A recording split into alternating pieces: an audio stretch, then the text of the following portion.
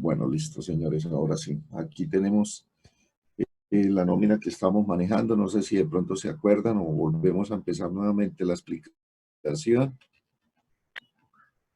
Ay, sí, profe. Bueno, empecemos con esto.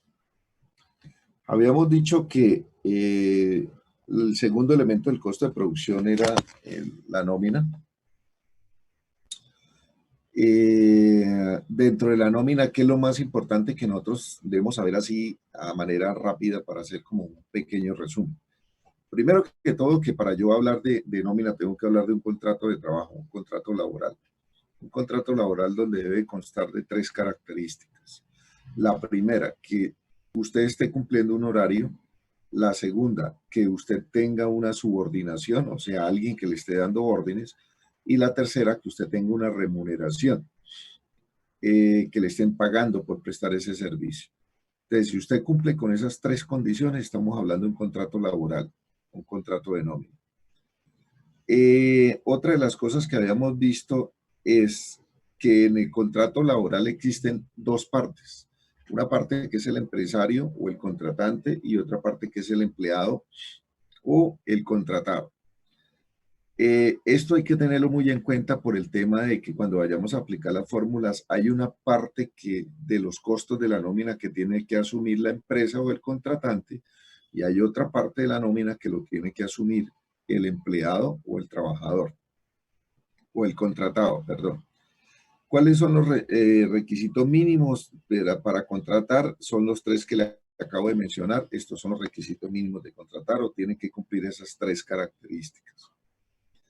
Acá habíamos hablado de los tipos de contrato que se clasifican según la duración, según su forma de pago, según su forma jurídica. Esto es muy importante. A veces los empresarios y nosotros en la parte como empleados asumimos que nosotros no somos empleados que porque no nos han hecho un contrato laboral escrito. No. Dentro de las formas jurídicas del contrato laboral está contemplado que el contrato puede ser escrito o puede ser verbal. Si usted, una persona lo contrata, le da órdenes, le paga y le exige que cumpla un horario, usted tiene un contrato laboral, así no lo tenga escrito en un papel. Entonces tiene todas las garantías de un contrato laboral escrito. Acá vienen a hablar cada uno de ellos, por qué se caracterizan. Bueno, no es tan importante. Esto es otro tema importante que habíamos hablado, la jornada de trabajo. En Colombia ahorita estamos trabajando con dos jornadas laborales. La primera arranca de 6 de la mañana a 9 de la noche, que se supone que es en el día, y la segunda arranca de 9 de la noche a 6 de la mañana, que se supone que estamos trabajando de noche.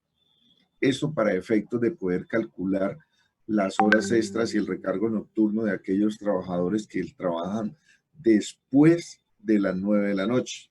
Entonces, se establece esa jornada de trabajo para tener los parámetros de cálculo. Viene algo también en la parte teórica dentro de las deducciones del trabajador que se llama embargabilidad del salario o el embargo. ¿Qué es un embargo? Cuando nos hablan o de pronto ustedes han escuchado de qué se trata cuando nos van a embargar el sueldo. Hay tres formas de las cuales, o yo la encierro dentro de tres formas, dentro de las cuales nos pueden embargar el sueldo. Primero que todo, un embargo es una orden judicial o estatal que da un juez de la República o un funcionario público para que de mi sueldo de carácter obligatorio la empresa me quite un valor o un porcentaje con destino al pago de una deuda o una responsabilidad, la cual yo no quise asumir. Por eso hablamos de que el contrato es de carácter obligatorio. Bueno, ¿cuáles son los tres tipos de embargos que nos pueden llegar a nuestro sueldo? Lo llamo yo un embargo ordinario, que es el embargo que me puede hacer un juez mediante un juzgado en un proceso judicial, porque yo no pagué una obligación, una deuda, una factura, una cuota, una letra, un pagaré, como lo quiera llamar. Entonces, la persona dueño de la deuda, va y me demanda ante un juzgado, el juez ordena a la empresa donde yo laboro que de mi sueldo me embarguen hasta la quinta parte del sueldo que exceda el salario mínimo. Ya ahorita más adelante en la fórmula les voy a explicar, pero a grandes rasgos es, coja su sueldo, quítele un salario mínimo que está en este momento en 877, creo, si no me escapa, se me va de la mente, ahorita lo miramos, y a lo que exceda, por decir algo, si yo gano 2 millones de pesos, primero le quito los 877 mil pesos, me quedaría como 1.200.000 algo, a ese 1.200.000 algo divídalo en 5 y eso es la quinta parte de lo cual hasta ahí yo puedo embargar el sueldo. Hay otro embargo o embargos especiales que son unos que vienen del Estado, los pueden ordenar un funcionario público. El más conocido, vámonos a las direcciones de tránsito, los que tenemos carro, moto o cualquier tipo de vehículo que está registrado en una dirección de tránsito. Si a nosotros nos hacen un comparendo o un parte, no lo pagamos dentro del plazo establecido, el director de tránsito de donde me hicieron a mí el parte donde corresponda, él puede mediante una resolución embargarme el sueldo. Así de sencillo. Él lo único que hace es proyectar la resolución, la envía a la empresa donde yo estoy trabajando y ordenan congelarme en el salario. ¿Hasta qué valor? Hasta el monto del comparendo. Ojo. Pero ¿hasta qué monto me pueden embargar de mi sueldo? Hasta el 50% de mi sueldo. O sea, yo tengo que arreglar ese problema inmediatamente, quiera o no quiera. Y el tercer embargo, escúchenme bien, señores, que más nos acoge más a nosotros los hombres, es por alimentos. Por alimentos me pueden embargar a mí hasta el 50% del total de mi sueldo, independientemente de lo que usted gane. Si gane 100.000 pesos, le embargan 50, si gana 10 millones, le embargan 5 millones, independiente de lo que usted gane. Entonces, mucho cuidado con este tipo de embargos como tal. Pero acuérdense también, señores, los que de pronto en alguna ocasión hemos intentado o somos o hemos sido malos hijos, acuérdese que la nueva ley ahora contempla la posibilidad de que los padres mayores de edad que no gocen de ingresos y que sus hijos no estén velando por ellos, tienen la posibilidad de embargar, perdón, de demandar a sus hijos por alimentos y eso también entraría como un embargo hacia nosotros. Entonces, mucho cuidado con ese tema también del adulto mayor. No estamos en época de ir como el hijo desagradecido, por ahí a votar a nuestros padres a la deriva sin tener ningún tipo de ingreso para sobrevivir, porque ellos nos pueden demandar y nos pueden embargar el sueldo. Bueno, vamos a hablar qué pagos constituyen salario. Bueno, dentro de los temas más normales que nos pagan en una empresa, está el sueldo, primera medida. ¿Qué es el sueldo? Bueno, primero les digo qué es salario, porque aquí me hablan cuáles son los pagos que constituyen salario. Salario es el todo de lo que me gano en una empresa, así no esté contemplado en un contrato laboral. Ya les explico por qué. Resulta que a mí me contrató Pedrito Pérez para ser obrero de construcción y quedó en pagarme, así está estipulado en el contrato, 2 millones de pesos por cumplir un horario de lunes a sábado, trabajando de un horario ya establecido. Me dan órdenes porque yo lo que tengo que hacer es cumplir la función de pintar apartamentos, por decir algo. Y voy a tener un supervisor que es el que me va a dar las órdenes. Yo soy el que voy a ir a laborar. Estoy cumpliendo los tres contratos, los tres elementos del contrato de trabajo. Pero aparte, a mí me tienen por obligación, según la norma, que pagar algo que se llama un auxilio de transporte. Es el derecho a un subsidio, no es que el trabajador me tenga que pagar a mí todos los gastos de transporte que yo tenga para desplazarme de mi casa al lugar de trabajo. es un subsidio, es una parte del transporte que usted va a gastar. Entonces, es de carácter obligatorio, está contemplado por la ley. En este momento está en ciento algo de pesos, 102.000, creo que está, 103.000, y ahorita lo miramos aquí abajo. Y es de carácter obligatorio. Serían los dos temas obligatorios que contempla la ley en un contrato laboral. El salario, perdón, y el auxilio de transporte. ¿Qué es el sueldo? El sueldo realmente es lo que me voy a ganar según lo que tengo pactado. Yo puedo ganar 2 millones de pesos según el contrato, pero resulta que fui a trabajar solo 25 días. Entonces a mí me van a pagar solo los 25 días lo que corresponde a 25 días de los 2 millones de pesos. Eso es lo que viene siendo el sueldo, lo que realmente me van a pagar de acuerdo a los días de trabajo. Y el auxilio de transporte también tiene que ir de acuerdo al de acuerdo a los días trabajados.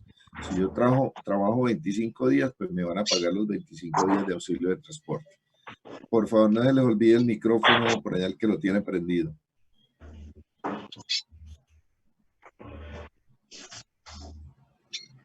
¿Quién tiene el micrófono prendido? Creo que es Frank. Ya, listo. No, mentira, no era Frank. Listo.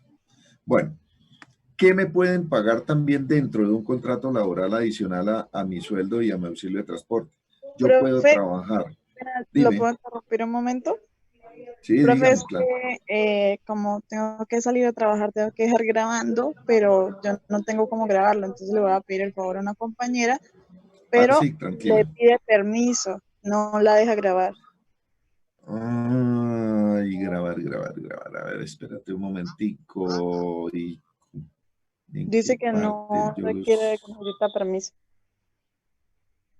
A ver, espérate a ver si encuentro en dónde es que les puedo dar permiso para grabar. Compañera, hay un compañero que está grabando la clase, entonces yo creo que él se la pasa. Ah, lo puede subir al grupo, si es tan amable el que la está grabando. Vale.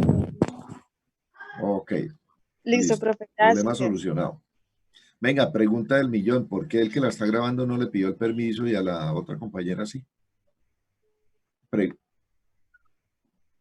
ok, perfecto. Listo. Después nos enseña cómo. Listo. Sigamos. Bueno, ya que tocaron ese tema, no necesitan, si lo pueden grabar, no necesitan pedirme permiso a mí, con mucho gusto. Todas estas clases son de ustedes y son para grabar, para que se retroalimente. Bueno, ¿qué otras cosas me pueden pagar a mí dentro de un contrato laboral? Hay algo que se llama el trabajo extra y suplementario, que ya habíamos hablado de él, y que significa todos aquellos valores adicionales a mi sueldo que me van a pagar. Dentro de los más comunes están el recargo nocturno. ¿Se acuerda que yo les hablé que había una jornada laboral nocturna que va de 9 de la noche a las 6 de la mañana? Bueno, si dentro de mi trabajo que tengo que cumplir, porque a mí me tienen que contratar 8 horas diarias o para trabajar 8 horas diarias, 48 horas semanales. Pero si esas 8 horas diarias tengo que trabajarlas de noche, o sea, de 9 de la noche a 6 de la mañana, significa que la empresa adicionalmente al sueldo tiene que pagarme un 35% más de sobrecostos sobre el valor de la hora. Por cada, bueno, al valor de la hora le vamos a adicionar un 35% más, solo por el simple hecho de trabajar en una jornada nocturna. Eso se va a empezar a presentar ahorita. Desafortunadamente, por el tema que estamos manejando ahorita de la pandemia, una de las herramientas que está manejando el gobierno es autorizar a las empresas para que trabajen por turnos. Entonces le están diciendo, oiga, como ustedes vienen en una crisis económica, no tienen ingresos, pues empiecen a trabajar por turnos. Entonces, divide el día en 3 turnos. 6 de la mañana a 2 de la tarde, de 2 de la tarde a 10 de la noche, de 10 de la noche a 6 de la mañana.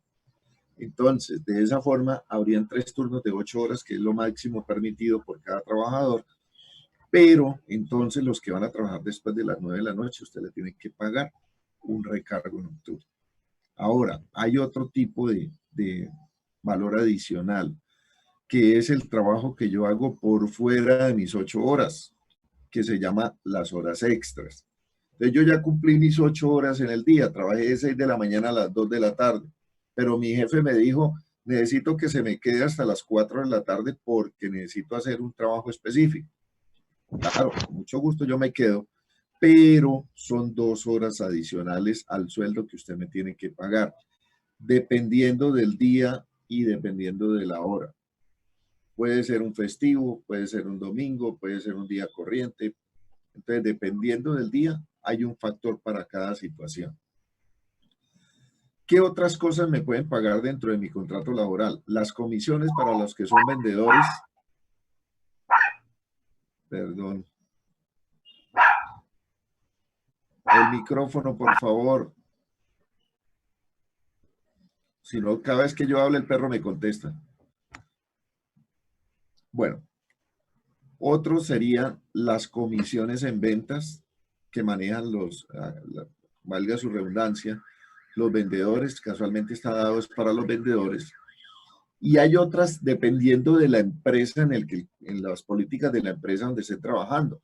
Hay unos auxilios educativos, hay unos auxilios de alimentación, hay unos auxilios que porque yo trabajo es en una finca, entonces me dan un auxilio adicional para el transporte, dependiendo ya de la actividad de la empresa. Entonces, eso ya son características de cada empresa. Total, la suma de todos esos valores es lo que se llama total de vengado en la nómina. Todo lo que yo voy a ganar se llama total de vengado.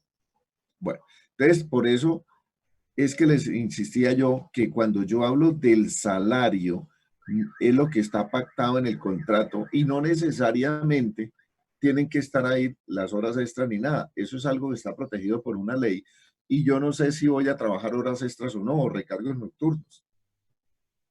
Entonces, no hay necesidad de contemplarlo en el salario, pero si las trabajo, sí hay una ley que me protege para que me las pague. Los pagos que no constituyen factor salarial. Bueno, esto de que no constituyen factor salarial son pagos, por ejemplo, como aquellas empresas que manejan viáticos para que sus trabajadores se desplacen de un lugar a otro o de una ciudad a otra o de un país a otro. Pero resulta que esos viáticos no lo van a enriquecer a él, sino que son para contemplar un gasto de la empresa. Entonces, ¿cuáles son este tipo de viáticos? Cuando le dan el dinero a usted, le dicen, bueno, Edgar, bueno, Angie, tiene que irse para Cali y hacer una capacitación a los empleados de allá. Le vamos a pagar hotel, le vamos a pagar pasajes de avión, le vamos a pagar restaurante, pero usted tiene que traer todas las facturas a nombre de la empresa. Cuando me exigen traer facturas a nombre de la empresa, del hotel, de los pasajes y del restaurante, son viáticos que no van a enriquecer al trabajador. Simplemente los está asumiendo o está recibiendo un dinero para representar la empresa. Pero si a mí me dijeran, Angie o Pedro o Juan, le vamos a dar $1.000.000 para que vaya a Cali de la capacitación. Usted verá si duerme debajo de un puente, si come solo Coca-Cola con pan, o si se va en burro y se devuelve en burro y no gasta un peso, problema suyo. O sea, usted es el autónomo dueño administrador de ese dinero. Ese tipo de viáticos en los cuales usted no tiene que traer factura a nombre de la empresa, sí van a enriquecer al trabajador. Tienen que constituir factor salarial para él. ¿A qué llamo yo factor salarial? Factor salarial y a su vez prestacional, porque eso me va a servir para que entre sumando, para que me liquiden las prestaciones sociales, que es lo que más nos gusta a nosotros los trabajadores a final de año.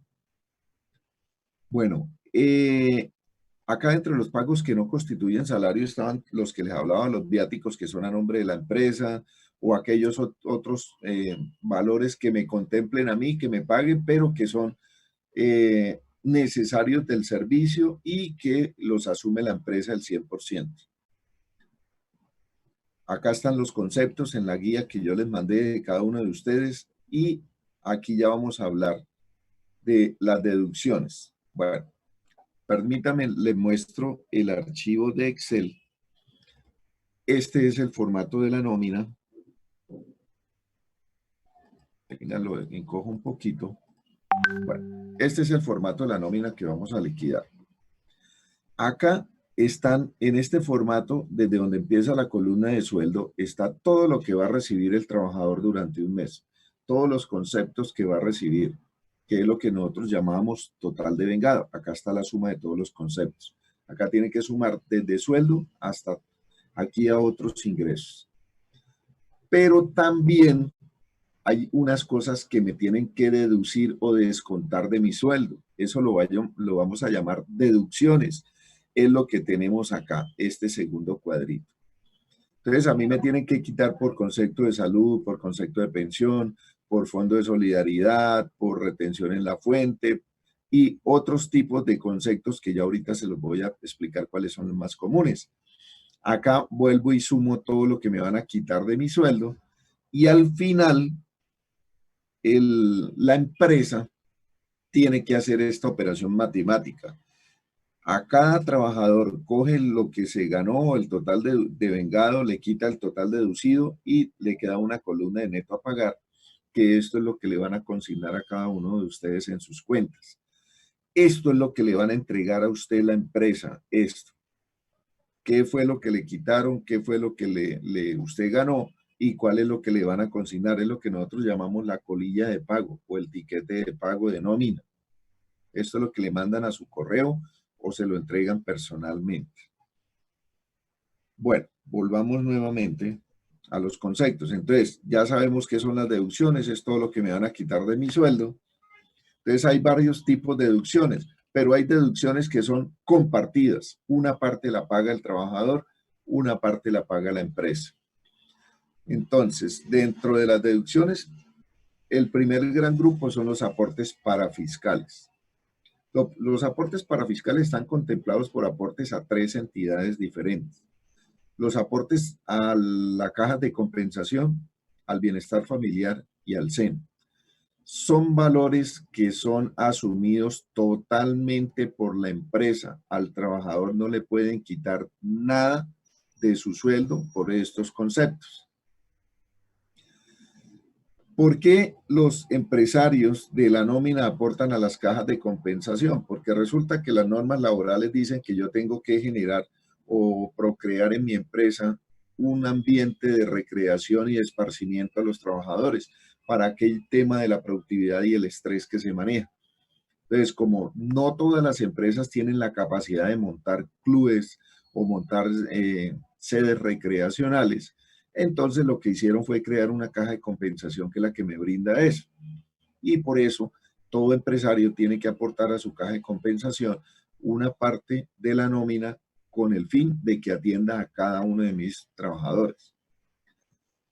El Servicio Nacional de Aprendizaje, otra parte de la nómina que también el empleador o el empresario tiene que pagarle al SENA.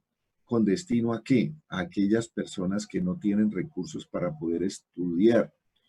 Acuérdese que las cajas de compensación, el SENA, son entidades que tienden a cubrir aquellos falencias que tiene el sistema en cuestiones laborales.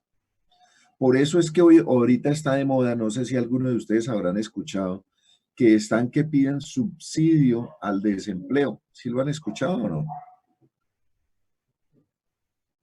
Bueno, hay muchas personas que en este momento las empresas por X o Y razón, por problemas económicos, por problemas de laboralidad, terminaron los contratos y se quedaron sin empleo muchas personas. Hay un rubro dentro de eso que aporta cada empresario, las cajas de compensación, hay un fondo que es para guardar a esas personas que se quedan sin trabajo.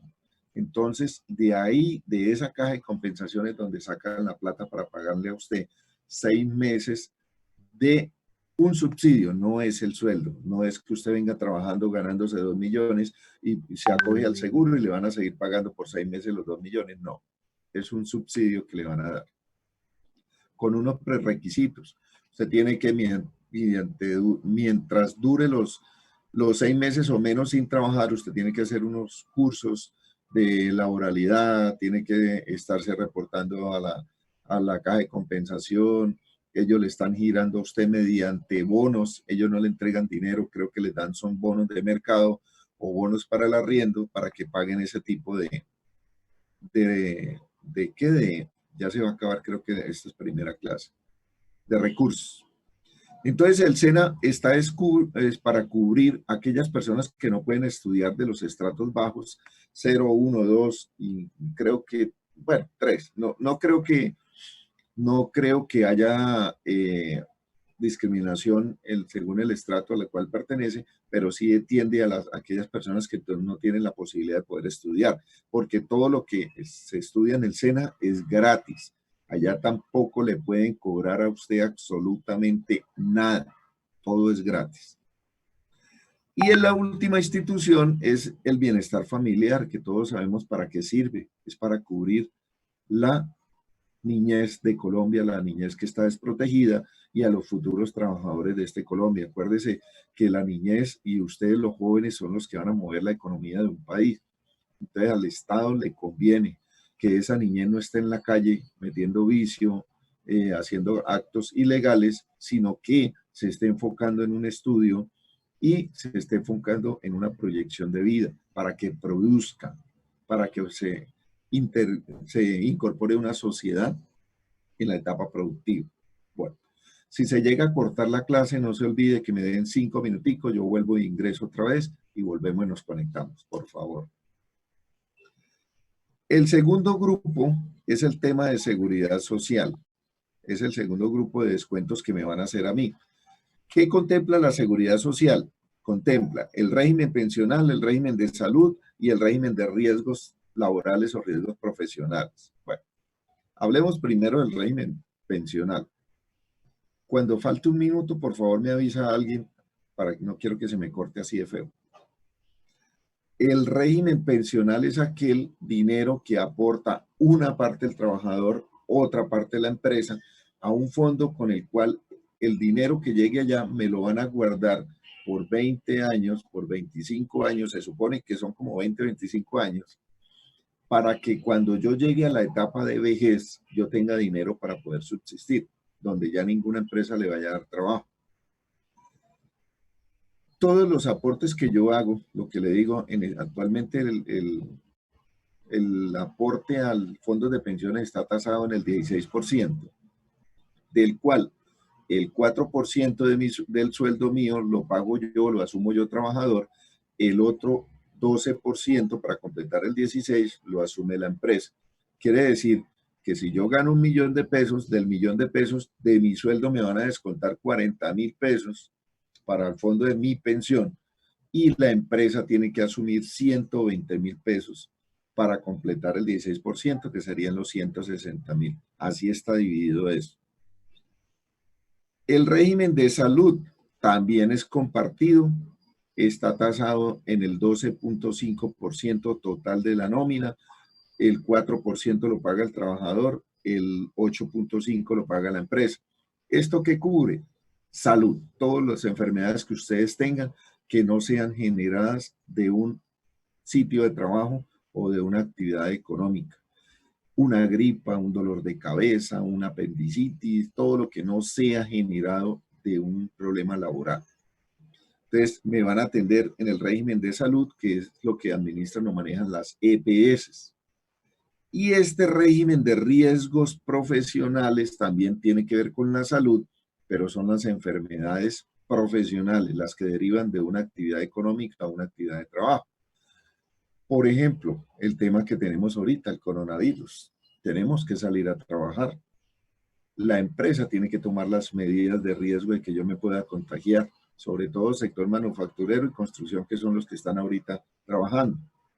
Transporte y los que ya venían trabajando. Si yo me llego a contagiar, el Estado dijo, ya el coronavirus quedó contemplado como un riesgo profesional de trabajo.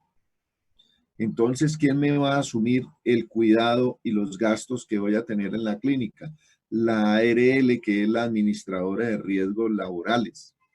Esa es la que me va a administrar porque es una enfermedad producida de una actividad laboral. Un soldador a largo tiempo se le daña la vista, la retina por los rayos que produce la soldadura. Esa enfermedad me la cubre los riesgos profesionales. Los que trabajan en construcción con Eternit, el Eternit produce cáncer. Ya está demostrado científicamente. ¿Quién me la cubre? La ARL, riesgos profesionales.